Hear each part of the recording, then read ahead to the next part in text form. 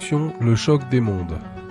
Après des millénaires de préparation, Yawgmoth, le dieu-machine de Phyrexia, lance son invasion totale sur Dominaria. Son but est simple, récupérer sa terre natale et parachever toute vie organique en mécanique. Pour Urza, c'est le moment de vérité. Ses plans, le projet Bloodline, l'Aquilon et les Métatranes vont-ils suffire?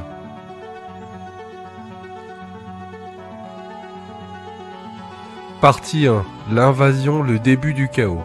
L'attaque commence par l'ouverture de portails partout dans le ciel de Dominaria. Benalia en cendres, l'un des plus grandes nations humaines, Benalia est rasé presque instantanément. La résistance s'organise. Urza ressemble à une coalition de toutes les races de Dominaria, elfes, humains, ondins et même anciens ennemis. Il présente ses Maltatranes, ses soldats génétiquement modifiés et les 9 titans, un groupe de 9 Planeswalkers pilotant les armures géantes, les mechas, pour attaquer Phyrexia directement. Le drame personnel, Anna, la navigatrice de l'Aquilon et fille de marin, est infectée par la peste phyrexiane. Sa mort brise Barin qui se sacrifie dans une explosion de mana dévastatrice pour protéger l'Académie de Tolaria. Une stratégie terrifiante, le recouvrement. Il fait fusionner le plan artificiel de Raj avec celui de Dominaria. Cela permet de téléporter des armées entières instantanément sur le champ de bataille. Les poches de résistance sont submergées.